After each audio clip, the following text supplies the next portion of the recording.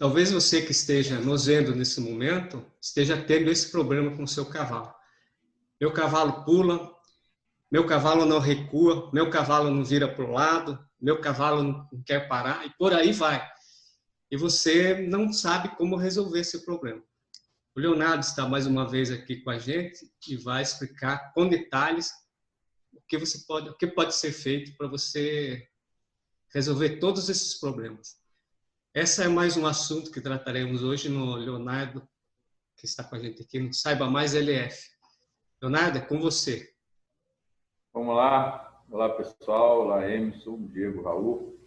Bem, esse é um tema delicado, um tema complicado, porque normalmente as pessoas nos trazem os sintomas, nos trazem os problemas, né? E é complicado da gente saber o que está se passando com aquela situação, né? Então, assim, a gente precisa saber a causa desse problema, né?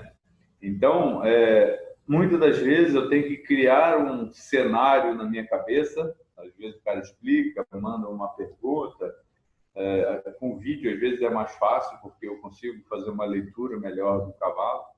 Porque às vezes o cara explica, mas a leitura que ele está fazendo também está errada, né?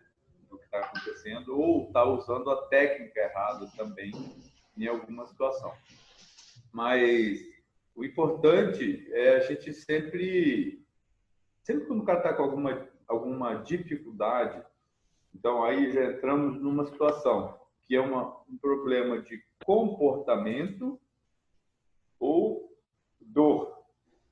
Então você precisa saber se aquele problema é comportamental ou é doloroso, tá? Então, uma das situações que a gente sempre fala aqui, que é interessante a gente repetir, é a situação do side pull, a primeira ferramenta que a gente coloca na vida de um cavalo, né? Depois do cabresto, o side pull.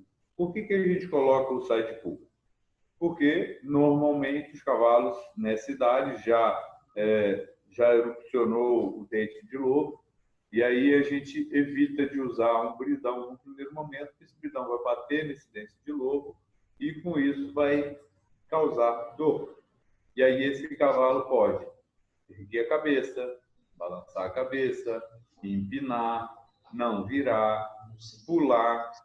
Quer dizer, então, quando a gente já evita a situação do primeiro bridão e se adianta, e chama o veterinário, faz todo o trabalho dentário e coloca o side pull, e ainda assim esse cavalo tem esse tipo de comportamento, a gente já eliminou uma causa, né? Que é a presença de um dente de lobo com um bridão. Se eu coloquei, ou se eu não fiz o dente e coloquei o side pull e esse cavalo está tendo esse tipo de problema, quer dizer, o problema não é o dente, a gente tem que buscar o próximo problema. Então, assim, na maioria das vezes, eu indico a pessoa a voltar à estaca zero, né? Então, eu sempre chego em cursos e as pessoas me trazem cavalos problemáticos e às vezes os redomões que a gente chama, né, o cavalo que já tem carta na manga, que já passou por algum abuso, alguma situação de violência, eu tento deixar esses cavalos por último. Eu tento trazer primeiro os potros que são intactos, né? E aí eu falo para as pessoas, tá vendo? Ó, esses potros aqui é exatamente isso que eu quero que vocês aprendam. Isso aqui que é o certo a fazer. Porque às vezes num cavalo redomão, a gente tem maiores dificuldades, ele já vem com carta na manga, às vezes se torna violento, já aprenderam a pular, já aprenderam a empinar, se jogar para trás, sei lá, tem várias situações. E muitas das vezes a gente tem que usar outros recursos que não seria necessário se você tivesse feito a coisa certa, né? Então, como eu sempre falo, um cavalo intacto, ele é uma folha em branco e eu escrevo a história dele. E um cavalo traumatizado, na verdade, quando a gente usa o termo problemático, eu às vezes até uso esse termo, mas me policio em não usar, porque, na verdade, ele não é problemático. Problemático somos nós que mexemos errado nele, né? É um cavalo traumatizado, na verdade. Então, ele tem um trauma de alguma coisa errada que alguém fez. Então, ele não é problemático. Ele pode te apresentar dificuldades, mas essas dificuldades, às vezes, é porque ele é um pouco mais dominante. Mas, se você fizer a coisa certa, você consegue reverter, tá? Mas eu sempre peço a pessoa para voltar a estaca zero e recomeçar ainda no redomão. É importante que você tenha um pouco mais de paciência, você vai ter que investir um pouco mais do seu tempo para conseguir resolver aquela situação de trauma na cabeça do seu cavalo. Mas, volto a dizer, por que será que aquilo aconteceu? É importante que a gente consiga fazer essa leitura, que a gente consiga se perguntar, né? Ou às vezes perguntar para a pessoa que trouxe esse cavalo se já aconteceu alguma coisa diferente. E o principal, que é o mais difícil para nós, humanos, é ter a humildade de admitir que errou e que você precisa corrigir e muitas vezes mudar. Falando em causas e sintomas, né, Leonardo? Vamos falar aqui por problema. Quais as causas que podem levar um cavalo a pular?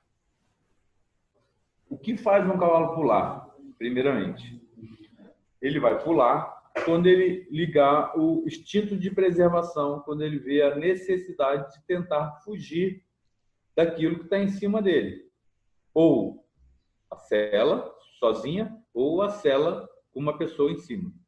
Então, se ele pulou, é porque ou ele está com medo, ou ele está com cócegas, ou ele está com dor, tá? E em algumas situações os cavalos se assustam com alguma coisa e acabam pulando por conta desse susto para tentar fugir daquela situação.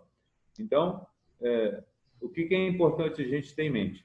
Que esse cavalo vai pular quando ele liga o instinto de preservação e tenta fugir e se desvencilhar daquilo.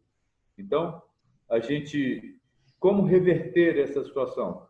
Conseguir fazer a leitura do porquê que ele pulou, né? Então, por exemplo, um cavalo que você colocou a barrigueira da frente e nunca colocou a barrigueira de trás. Aí um dia, do nada, você coloca a barrigueira de trás e não se ligou que ele não sabe o que é aquilo.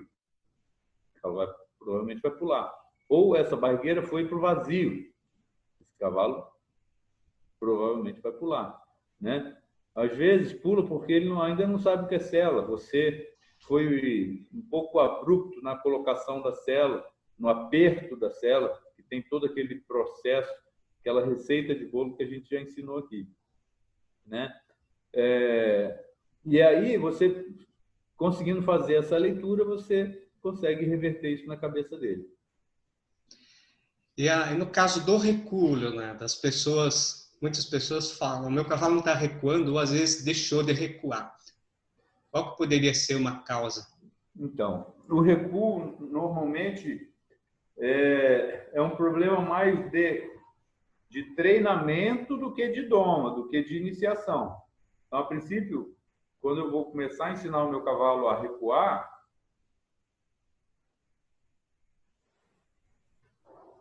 é que eu já estou montado nele, a não ser que essa pessoa goste de fazer o charreteamento, né? Que não é uma prática que eu adoto tanto, né? Acho legal, assim, não acho que é errado, acho bacana, mas eu prefiro fazer montado. Mas o erro mais comum está quando a pessoa pendura na boca do cavalo. Então, quando a gente fala em recuo, em treinar recuo, eu gosto muito de usar aquela frase que eu uso, que é: a puxada indica e o alívio ensina, né? Então, para um cavalo, o recuo é um movimento antinatural, tá? Um cavalo que você não vai ver um cavalo na natureza recuando ele sozinho, tá? Ele é um movimento que foi ensinado, ele até sabe ir para trás, até usa isso, mas não é natural para ele, não é assim uma coisa que ele faz com naturalidade. Ele precisa aprender a jogar o peso em cima dos membros posteriores. Então, eu falo muito isso no curso de rédeas, né? Que, assim, um cavalo ele vai ter de 60% a 65% do peso dele nos membros anteriores. Esse peso é a mais ali por causa do pescoço e da cabeça. Quando eu quero que um cavalo recue, eu preciso fazer com que ele entre com os posteriores debaixo dele, tá? Que a gente chama de coletar, de enganjar um cavalo. Então, é importante que esse cavalo dobre essa coluna, que ele dobre essa nuca para que o recuo saia legal.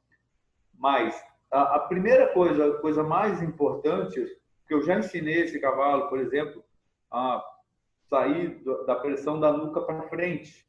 Então, como que eu ensinei isso? Coloquei a pressão na nuca, mantive a pressão, esse cavalo deu um passo para frente, eu aliviei a pressão. É exatamente igual quando eu peço para um cavalo recuar. Porém, é um pouco mais difícil para ele, porque para frente é natural ele andar. Agora, para trás, ele tem que se esforçar um pouco mais, que ele tem que trazer centro de gravidade para trás, como eu já falei. Tá? Mas a forma de ensinar é a mesma. Então, muitas das pessoas, às vezes, não têm a paciência de manter a mão sem fazer força. Tá? Então, é importante dizer que ali não é um cabo de guerra. Não é quem puxa mais forte. Ou ele puxa para frente e eu puxo para trás. Não. Eu tenho que trazer a minha mão, colocar uma pressão suficiente de forma que ele entenda que quando ele sair dessa pressão para trás, eu vou aliviar a pressão. Então, a gente ensina cavalos colocando pressão, aliviando pressão, né? A gente ensina cavalos tirando ele da zona de conforto e fazendo ele voltar para a zona de conforto, né? E dessa forma a gente começa a ensinar ele. Então, já falei que várias vezes o cavalo é um indivíduo que aprende por repetição, é um indivíduo de hábito. Então, se você for fazendo isso várias vezes, todo dia, esse cavalo vai aprendendo isso com mais facilidade. Mas é importante ter a paciência e o time, né?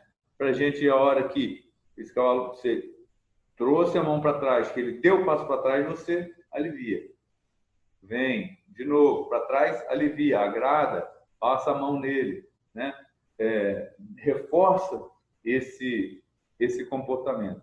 E dessa forma ele vai entender que toda vez que você aliviar, toda vez que você tirar a folga da rédea e ele sentir a pressão da embocadura na boca, ele vai saber que é ir para trás. Então, aí o cara vai perguntar, mas meu cavalo não para. Vamos para uma pergunta lá da frente que vai vir, sempre vem essa pergunta. Meu cavalo não para. Tá, seu cavalo nem recua, muito menos parar. Então, eu começo a ensinar o meu cavalo a parar quando eu começo a ensinar ele aqui na base a recuar. E o que eu estou ensinando para ele? Aqui, ó, do freio, né, da embocadura, do bridão. Na verdade, estou ensinando isso desde o side pull, desde do cabresto, que é daqui para trás, da minha mão para trás. Quando eu peguei ele no cabresto, que ele fez força, eu coloquei pressão no cabresto, fez ele vir para trás. Quando eu coloquei ele no side pull, que ele fez força no side pull, exerci pressão no side pull, ensinei para ele, ó, do side pull para trás. Quando eu coloquei o bridão, eu quero exercer a mesma coisa. Então, eu estou sempre falando para ele, ó, toda vez que aqui vier uma pressão, você tem que aliviar essa pressão para trás. Então, eu faço isso recuando, depois eu faço isso ao passo, depois eu faço isso ao trote, depois ao galope, e esse cavalo vai entendendo com essas transições de velocidades que toda vez que eu tirar a folga da rédea, é para ele parar e recuar, que é o que a gente chama de fazer um cavalo pensar para trás. Agora, isso é importante, que essa folga sempre existe, que o alívio sempre existe. Por quê? Imagina um carro que você puxou um pouquinho o freio de mão, esqueceu de soltar o freio de mão e saiu andando com esse freio de mão puxado. Você fez isso 2, 3, alguns dias. Quando você puxar o freio de mão naquela pressão que ele já estava, que você saiu andando, ele já não funciona mais. Você vai ter que puxar um pouco mais para ele funcionar. E se você continuar com esse hábito de esquecer de soltar o freio de mão e sair andando, daqui a pouco o seu freio de mão não funciona. E é igual um cavalo que você está o tempo inteiro pendurado na boca dele. Então, é importante ter o alívio para que ele entenda. Então, ali, a rédea na minha mão é para eu guiar e parar, e não para eu me segurar e me equilibrar. Então, algumas pessoas que têm um pouco menos de equitação, é importante que, às vezes, você possa praticar mais para ter mais equitação, né? Para ter mais equilíbrio. E, se isso não for possível, você tenha uma sela que você consiga se prender com as pernas. Então, eu vejo muitas pessoas usando a rédea de apoio. A rédea é para se segurar. Não, rédea é para guiar e para parar. Tá? E aí, por que eu estou falando isso? Porque quanto mais você pendura, quanto mais você apoia, mais você desensibiliza. Então, tem cavalo que recuava e não recua mais. Tem cavalo que parava e não para mais. Por causa disso. Com relação ao recuo, Leonardo, eu vejo às vezes as pessoas, elas meio que se perdem, né? Elas querem fazer o cavalo recuar, aprender a recuar no dia, naquele instante. Então, eu gostaria que você falasse um pouquinho dessa frequência dos exercícios, né?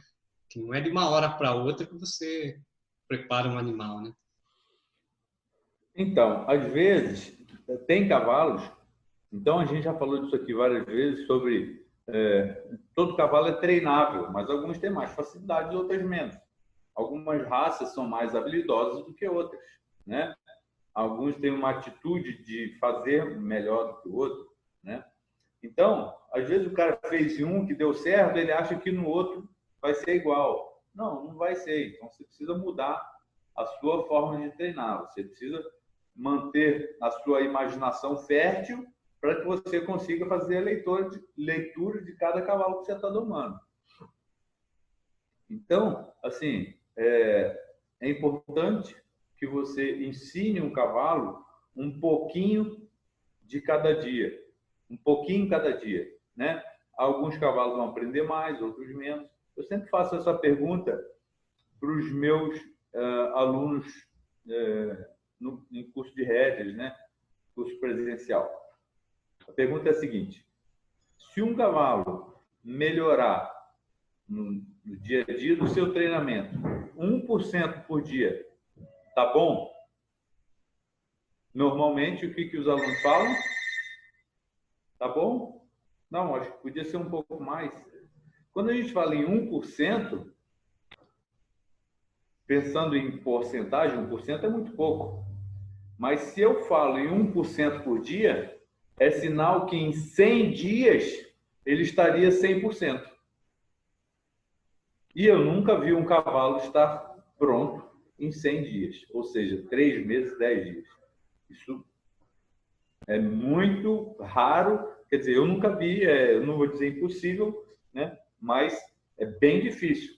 Quer dizer, a gente fala aqui, né? A gente dá a orientação normalmente para os alunos que se formaram conosco, que pedem essa orientação de quanto tempo entregar um cavalo, a gente fala numa média de 6 meses. Não é isso? Então, é importante que você tenha paciência e ensine o seu cavalo um pouquinho por dia. Volto a falar, o cavalo é uma criatura de hábito, ele aprende por repetição. E aí você, lembre-se que ele aprende você colocando pressão, aliviando pressão. Então, quando você pedir para um cavalo recuar, você trabalhou um pouquinho no dia, ele puxou para trás, deu um passo, solta, outro passo, solta, outro passo, solta, sai caminhando para frente, lá na frente você pede de novo. Não enche o saco do seu cavalo, a cabeça do seu cavalo de recuar, recuar, recuar, porque você que está.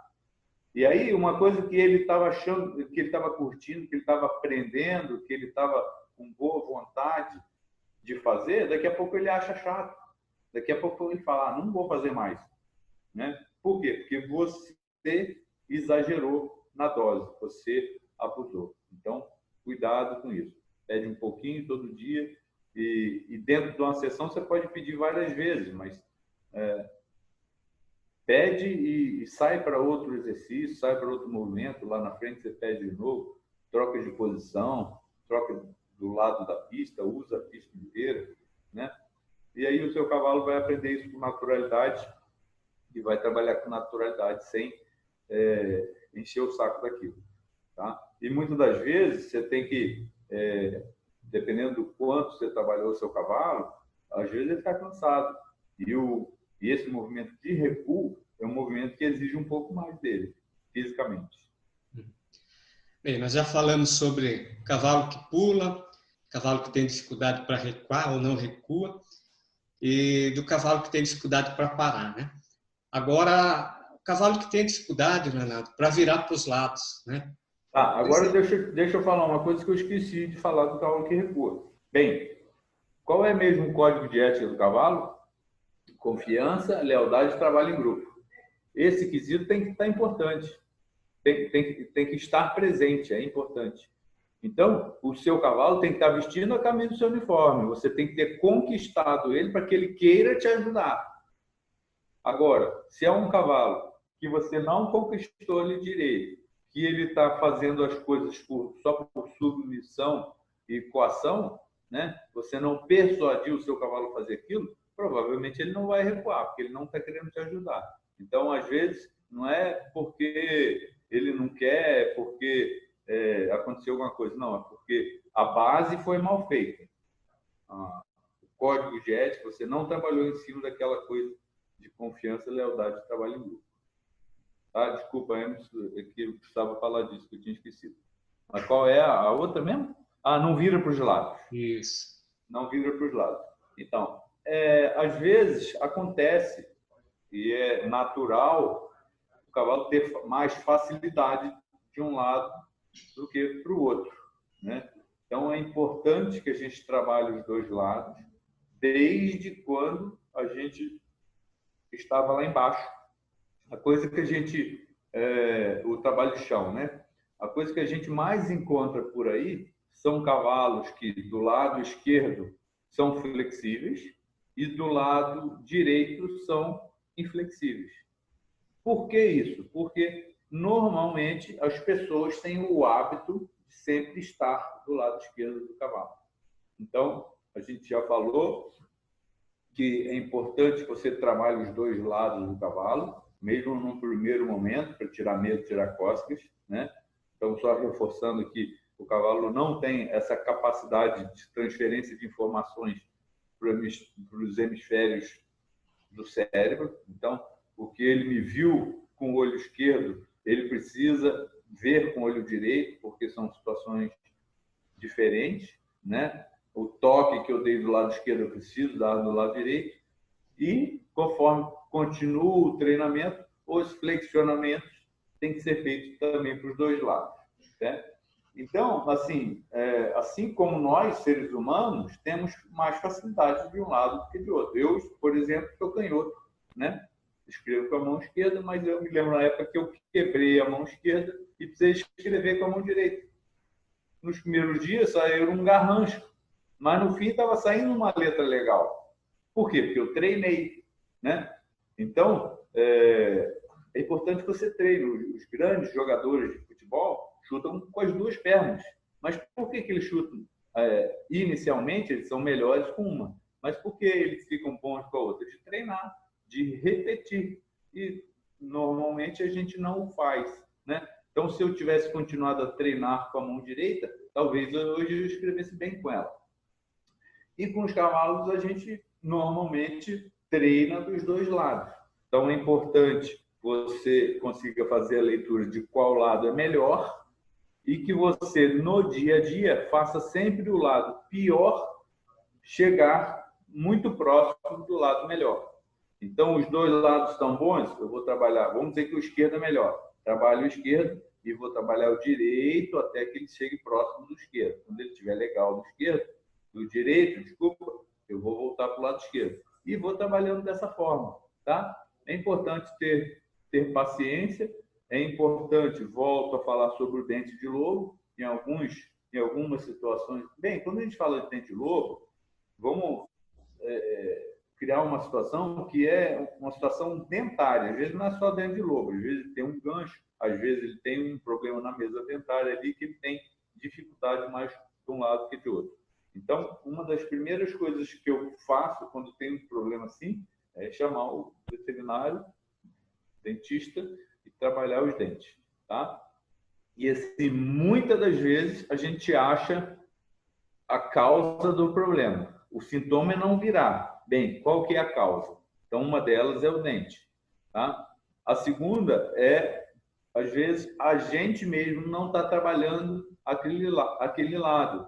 Então, a gente, claro, para o cara que treina, é muito mais gostoso treinar o lado bom, e a gente vai deixando o lado ruim para depois, e acaba não fazendo, tá? No primeiro momento, dentro do redondel, quando a gente está iniciando, né, no processo de iniciação, eu até vou trabalhar primeiro o lado fácil.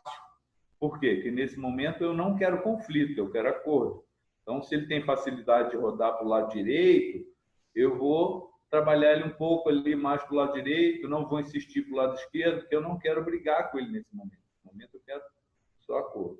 Depois que ele tiver iniciado, estiver me aceitando, que eu já conquistei ele, aí é um processo de treinamento, de flexionamento. Aí a gente já entra, já saiu da iniciação e a gente já está na transição de doma para treinamento. Isso é uma dúvida comum entre que os alunos fazem, né? Quando que eu estou domando e quando que eu já estou treinando, treinamento básico de rédeas, tá? Quando a gente começa a fazer esses flexionamentos, tá? É que a gente já saiu do processo inicial e já está partindo para o treinamento básico propriamente dito, né? Então, o que é o flexionamento? É eu fazer o cavalo alongar musculaturas, trabalhar toda a parte tendínea e ligamentosa, né? As articulações. Então, por exemplo, se agora eu levantar aqui, ficar de pé e tentar colocar minha mão no chão, é provável, não, tenho certeza absoluta que eu não vou conseguir agora. Mas se eu alongar, exercitar, aquecer, provavelmente eu vou encostar as pontas do dedo. Se eu fizer isso amanhã, depois de amanhã e depois, provavelmente eu vou encostar a palma da minha mão no chão. Mas isso é um processo de alongamento, um processo de flexionamento. E com o cavalo é a mesma coisa, tá? Então não adianta você, às vezes, ter um cavalo que é muito duro e você mandar a espora na costela dele que você vai achar que ele vai fazer. Quer dizer, aquilo ali vai ficar dolorido, ele ainda assim não vai fazer, porque é um processo. Precisa alongar toda aquela musculatura, tá? Então é um processo mais lento, em alguns cavalos mais rápidos e outros cavalos mais lentos. E o importante, do chão, você já consegue fazer essa leitura. E aí você pode fazer todo o processo de flexionamento com guia de chão, que é o trabalho que a gente ouve aí de horsemanship, né? Qual que é a diferença de horsemanship, doma racional, doma índia? O horsemanship é um trabalho muito de chão. Eles fazem esses flexionamentos muito de chão, com stick, a bandeira, ensina o cavalo a mover garupa, ensina o cavalo a dobrar a costela, mover a paleta, tudo de chão. Você consegue fazer isso no chão, né? Então, é importante que você faça essa leitura e que você comece a fazer esse trabalho aí de forma que você entenda que isso não é de um dia para o outro, que cada cavalo vai ter sua limitação e que você precisa respeitar essa limitação de cada cavalo para que você consiga prosseguir no seu treinamento. Gostaria que você falasse um pouco, Leonardo, sobre consistência, né? Porque o que eu percebo, acontece muito, as pessoas às vezes elas domam, isso no caso que ela doma o próprio cavalo. Ela doma o cavalo, deixa no pasto, não faz nenhum tipo de treinamento, aí de repente pinta uma cavalgada. Ele vai empolgado, pega o animal e o animal não responde. Então, é interessante que se tenha uma consistência nos treinamentos, né? Independente se foi tomado inicialmente ou não, né? Tá, essa palavra, consistência, para mim é uma das palavras mais importantes em treinamento de cavalo, né? Porque você ser consistente, a gente volta àquela situação que eu falei já umas 3 vezes hoje, que é o quê? O cavalo é uma criatura de hábito, ele aprende por repetição. Então, se você é consistente, o que o cavalo fizer de bom, ele vai aprender e manter fazendo, ou seja, ele vai estar motivado a fazer novamente, né? E as coisas que eles fazem de ruim, se você for consistente nas correções, ele não vai estar motivado a fazer novamente, né? Então, a maior dificuldade que as pessoas que domam os próprios cavalos, que não têm muito tempo, é exatamente você ser consistente. Por quê? Você, às vezes, não tem tempo de repetir tudo isso. Então, desculpa. Então, uma coisa que você fez hoje e que, de repente, você não vai conseguir fazer amanhã e só vai fazer 3 dias depois, já não está tão clara na cabeça do seu cavalo. O seu cavalo já esqueceu um pouquinho daquilo. Então, você vai precisar repetir para que você possa dar o próximo passo, né? Então, você, principalmente num cavalo novo que está aprendendo, é importante essa consistência de forma que ele vá amadurecendo, né? Esse cavalo precisa amadurecer nesse tipo de comportamento. Você precisa fazer com que aquele alicerce esteja firme, esteja sólido, para que você possa dar sequência no trabalho, tá? Então, pessoas que não são consistentes, então eu sempre falo, né? Se nem você sabe o que você quer, imagina o seu cavalo. E é você que está ensinando para ele, né? Então, se eu não sei onde eu quero chegar, qualquer lugar tá bom, né? E aí, quer dizer, se você tem esse tipo de pensamento, para o seu cavalo vai ficar muito difícil ter uma linha de pensamento, ter uma linha a seguir, né? Você precisa nortear o seu cavalo onde você quer ir, como você quer ir e como ele deve agir, né? Quando as pessoas perguntam para você, Leonardo, o meu cavalo está estancando, o meu cavalo está empacando, sempre se passa orientação para as pessoas usarem um cavalo madrinha, né? Mas, assim, essa falta de consistência também, ela impede, gera todo esse problema do cavalo, né? Porque imagina, eu tenho um animal, não uso ele, e ele fica em meio a outros animais. E como você sempre diz, né? O animal, ele é um ser gregário, ele gosta de viver em bando. Então, de repente, eu vou tirar ele da manada dele, ele vai recusar, ele não vai querer sair, né? Então, esse treinamento, a consistência no treinamento, mesmo em casa, eu fazendo, pode resolver isso também, né, Leonardo? Sim, e essa consistência, nesse caso em específico, é de você ter uma atitude muito firme, de você ser firme, entendeu? O que não quer dizer que você precisa ser violento. São situações completamente diferentes. Mas você precisa colocar limites no seu cavalo, né?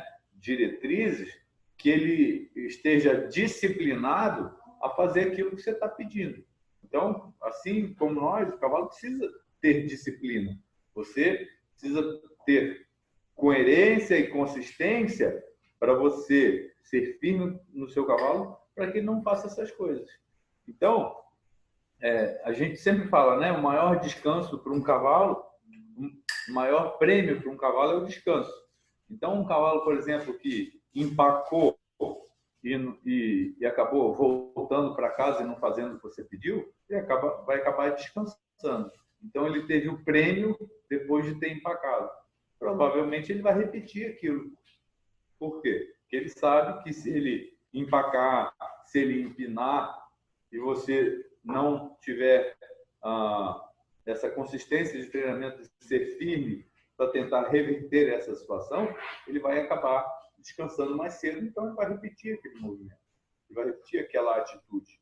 Então, é importante que você seja firme e consistente nessa correção, para que você mostre para ele, olha, isso não é para fazer. E aí, a partir daquele momento, se ele tentar de novo, você ser firme de novo, e ele fizer o que você está pedindo, ele naturalmente vai aprender que aquela atitude não é uma atitude que se quer, né? Então, é importante que a gente seja firme. Então, algumas pessoas, algumas vezes, vão ter um pouco mais de dificuldade quando ela não tem experiência, e aí essa falta de experiência, às vezes, faz com que ela fique com um pouco mais de medo no momento de você ter que entrar, ser um pouco mais conflitivo com um cavalo, para mostrar para ele que você é hierarquicamente superior e que ele precisa respeitá-lo como superior, como hierárquico, como líder, como quer que seja. A gente sempre conversa, Leonardo, sobre liderança, né? Da liderança do domador para com o cavalo. Ele tem que se impor para conquistar essa liderança. O fato de eu ter pouco contato com o meu animal, mesmo eu já tido conseguido na fase de iniciação essa liderança. Se eu tiver pouco contato com esse cavalo, essa liderança diminui? Na verdade, se você tiver uma atitude que mostre para o seu cavalo que você é o líder, ele rapidamente ele consegue fazer essa leitura. O cavalo consegue fazer essa leitura, tá? O que acontece, o que tem acontecido muitas vezes com as pessoas que perdem um pouco essa situação de liderança com os cavalos, é que algumas delas estão... E isso é um problema da humanidade, tá? Isso está acontecendo muito. As pessoas estão humanizando os animais, estão humanizando os cavalos, estão humanizando os cachorros. E aí, muitas das vezes, você perde o controle da sua ação por conta disso. Então, o cavalo tem que ser tratado como um cavalo, né? As pessoas, muitas das vezes, tratam um cavalo como um bibelô, como um mascote, e aí, nesse momento, é o momento que você começa a perder ele, tá? Então, claro, você vai tratar um cavalo com carinho, com respeito. Eu sempre falo, né? Eu trato um cavalo como eu gostaria de ser tratado. Então, não interessa quanto tempo você passa com o seu cavalo. Interessa o quanto você se dedica à educação desse cavalo, né? Então, bem, acho que cabe aqui uma comparação que eu sempre faço, né? Eu tenho 2 filhos e sou separado da minha primeira mulher. E eu não vejo meus filhos com a frequência que eu gostaria. Mas quando eu vejo, eu me dedico 100% a eles. E nem por isso eu vou mimá-los por, às vezes, estar ausente. Então, eu preciso ser pai, tá? Então, é um problema que, às vezes, acontece com filho de pais separados.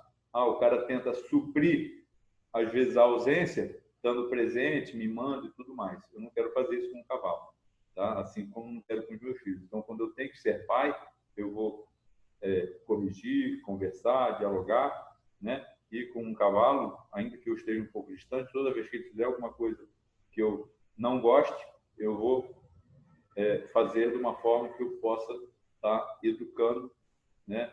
Corrigindo e tudo mais, né? E agradando sempre que fizer a coisa certa, né? Então, quem não gosta de ser elogiado, quem não gosta de ser acariciado? Então, fez a coisa certa, motive-o a fazer novamente. Então, toda vez que a gente elogia, né, que a gente dá um reforço positivo, é muito provável que aquilo aconteça novamente, tá? Então, um ser humano, um cavalo que esteja motivado a fazer as coisas, provavelmente ele vai ter uma situação de inovação muito maior na sua cabeça. Então, ele vai dar o máximo dele, né? Então, eu quero que um cavalo dê o máximo da sua performance por gostar de estar comigo, gostar de ser trabalhado por mim. Assim como eu quero também gostar de estar montando esse cavalo e não ter que toda vez estar corrigindo e, né, tendo que não ter prazer em montar. Mas é completamente possível que você mantenha a sua liderança como cavalo, mesmo não estando tão presente. Mas é importante que você seja firme e que seja líder de verdade. Uhum. Para a gente finalizar, Leonardo, eu já sei a resposta, mas eu gostaria que você passasse, né, para as pessoas que estão nos assistindo agora, essa questão do treinamento, né, da consistência no treinamento. Mesmo você sendo consistente no treinamento, algum desses animais pode ter mais dificuldade para chegar no resultado? Não, sem dúvida, sem dúvida. E assim, e é por isso que a gente tem que estar, quando estiver treinando cavalo, tá com a imaginação trabalhando para que você comece a tirar cartas da manga. Então, por exemplo, eu tentei uma coisa, aquilo não deu certo. Eu preciso ter uma nova ferramenta para tentar fazer aquilo dar certo, né? Então, você já me ouviu falando isso, né? Mas vou repetir aqui para os alunos que estão nos assistindo. Num curso de rédeas, eu faço uma analogia seguinte. Hoje, começou o curso de rédeas, eu estou te entregando uma caixa de ferramenta, mas ela está vazia. E aí, cada exercício que eu faço, cada trabalho de flexionamento, cada manobra que a gente trabalha, é uma ferramenta que você está ganhando. Você pega essa ferramenta, coloca na sua caixa. Outro exercício, ferramenta, caixa. Outro exercício, ferramenta, caixa. Então, eu gostaria que você saísse do curso e você ganhou uma ferramenta, uma caixa de ferramenta vazia e está saindo desse curso com a caixa de ferramenta lotada. Então, você tem ferramentas para várias situações. O que é importante? Você se mantenha usando essas ferramentas, que você não deixe a ferramenta enferrujar lá no fundo da caixa. Então, é legal isso, porque, por exemplo, eu já fiz vários cursos e faço cursos até hoje, vou buscar mais informações e muitas vezes vou num curso de um cara que eu já fui e aí às vezes o cara fala, mas eu já fiz o curso, vou lá fazer de novo? Por que não? Quantas vezes quantos cavalos o cara treinou depois daquele curso que você fez? Quanta informação ele buscou depois daquele curso que você fez? E, no mínimo, você vai lá e você vai assistir uma coisa que você já sabia, só que não estava usando. Às vezes você já sabia, mas estava fazendo errado, né? Então, treinamento de cavalo, é importante que você esteja todo dia se atualizando e todo dia aprendendo com cada cavalo que você trabalhar, tá? Então, na verdade, para mim, isso é a grande diferença entre treinadores, né? É a quantidade de cavalos domados ou a quantidade de cavalos treinados. Você vai conseguir, com o tempo, fazer uma leitura muito mais rápida, você vai fazer uma leitura de uma coisa que você nunca tinha visto, você vai, às vezes, numa situação, lembrar de uma situação que aconteceu antes e você vai tentar de novo e vai dar certo. Quer dizer, é o dia a dia, é a hora de sela, é a hora trabalhada. Quanto mais cavalo você mexer, mais apto você vai estar para trabalhar, mais know-how você vai ter para trabalhar, né? Então, e aí um exemplo disso, né? Vamos vender nosso peixe agora, Emerson, que é o nosso curso de doma. Por quê? O curso de doma que a gente iniciou há 3 anos atrás está muito diferente do curso de doma de hoje. Por quê? O Emerson, o Diego, o Raul, eles vão a quase todos os cursos que a gente ministra, né? E agora a gente tem feito bastante aqui em casa, em Ourinhos. E aí o que acontece? O curso hoje está muito mais recheado de situações diferentes. Então, no curso anterior, vou dar um exemplo. Não tinha o cavalo que folheava, por exemplo, né? Não tinha o cavalo que não saía da pressão do cabresto. E agora tem, né? Antes não tinha o cavalo que pulava, bem, agora tem. E aí a gente vai cada dia mais colocando mais informações para que você possa ter essas cartas na manga. Então, uma coisa interessante, eu sempre falo isso, é que assim, eu venho durante esses anos todos aprendendo, domando, mexendo, fazendo curso, para chegar no ponto que eu cheguei hoje. E, na verdade, hoje eu estou fazendo um mix disso tudo e dando o atalho para vocês. Está aí, você consegue ver pelo computador. Às vezes você não viveu isso, mas o dia que acontecer contigo, você vai lembrar, o Leonardo faz assim, deixa eu fazer para ver se vai dar certo. Tá? Então, essas ferramentas estão aí para serem usadas. Eu já amassei o barro lá atrás e estou te entregando mastigadinho. É isso aí, Emerson. Isso aí. Leonardo, queria aproveitar mais um minutinho aí do seu tempo. Vamos lá, vamos lá. É um assunto que me preocupa bastante, né? E me atormenta até quando a pessoa vem falar do bendito esbarro, né? Você sabe que o esbarro é uma manobra bem complexa, então não é simplesmente uma pessoa montar um cavalo e sair por aí esbarrando. Eu já fiz muito essa besteira e às vezes é coisa da molecada, né? Que acha bonita, mas não tem noção da gravidade disso, né? Então, o esbarro é a manobra que mais, assim, é a manobra que fala de rédeas, né? Que representa a modalidade rédeas, né? Aquela coisa bonita do cavalo escorregando com os posteriores, com a mão solta, a terra subindo. É legal, quer dizer, é muito legal. Mas para você chegar naquilo ali, tem todo um processo. Primeiro, quando você vê uma foto ou vê um vídeo de um cavalo esbarrando, o solo que aquele cavalo está esbarrando foi preparado para isso. Então, uma pista de rédeas é uma pista diferente das outras modalidades.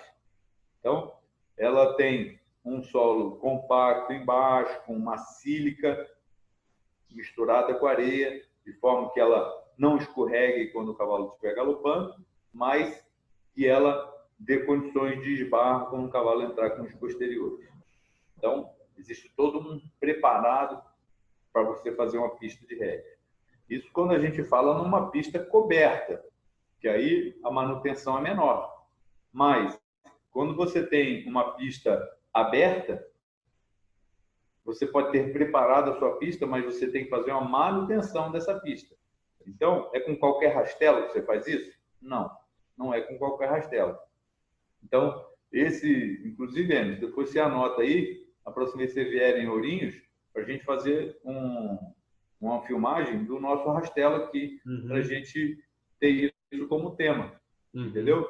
Porque é muito fácil você ver um cavalo esbarrando, mas tem um preparado para tudo isso.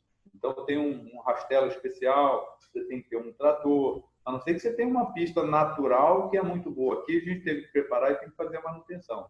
Tem alguns lugares que, por exemplo, você pega, às vezes, um carreador de cana, né? Que é aquela estrada lisinha com um pouquinho de terra em cima, você consegue fazer um esbarro ali. Mas você precisa escolher. E, às vezes, nas próprias pistas, a gente sabe qual é o lugar melhor para esbarrar um cavalo e tudo mais. Bem, falamos de pista, falamos de rastelo. E ferradura? A ferradura para o esbarro é uma ferradura especial. Ela é uma ferradura mais grossa. Ela é uma ferradura mais larga e mais comprida. É como se fosse um esqui num pé de um cavalo. Na parte de baixo, quando você craveja os cravos, o ferrador tem que ir ali com uma esmerilhadeira ou uma grosa e grosar aquilo ali. Tem que ficar completamente liso. Não fica os cravos com a cabeça para fora, funciona igual uma chuteira, aí não escorrega. Aí você fala, meu cavalo não esbarra. Claro que não esbarra.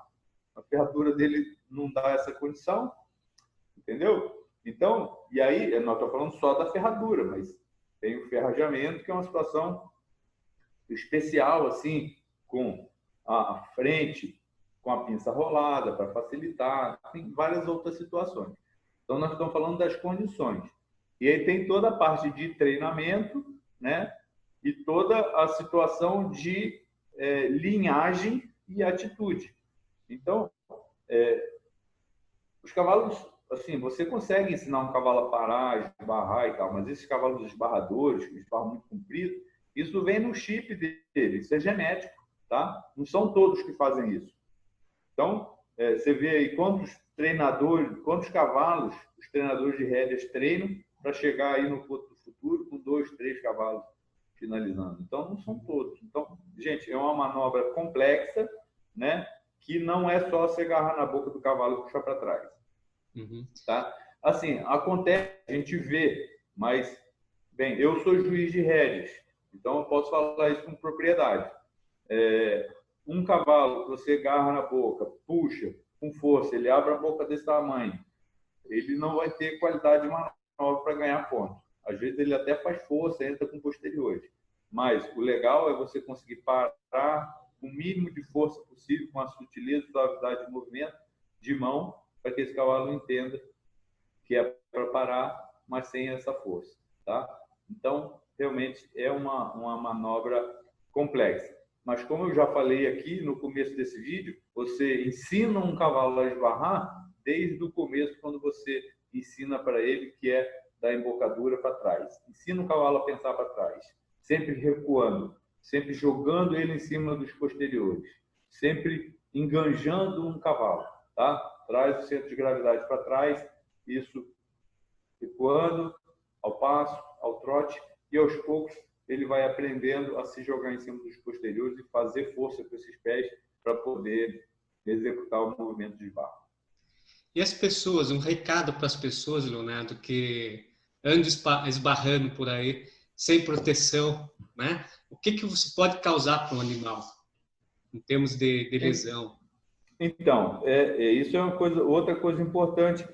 Inclusive, eu gravei um vídeo hoje, o pessoal da M Race, nosso parceiro, Marco Reis, que produzem protetores. Então, nós estamos falando de barra, mas tem um protetor, por exemplo, para espinar. O cavalo vai espinar, pisou na coroa do cacho, no próximo movimento ele não vai fazer, porque doeu.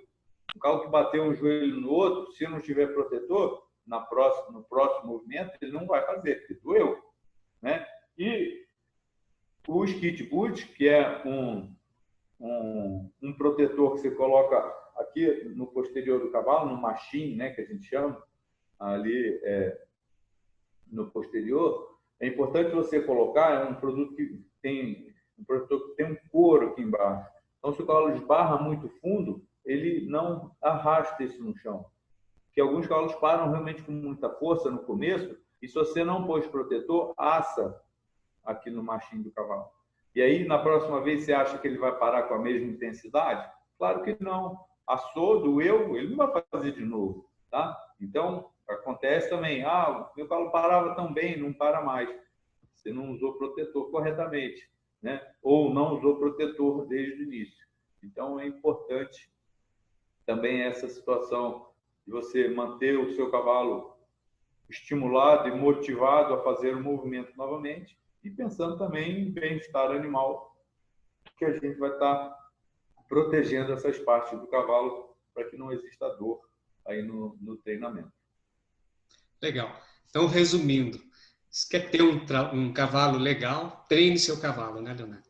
Senão... Exatamente. Treinamento é dia a dia, né? É hábito, é repetição.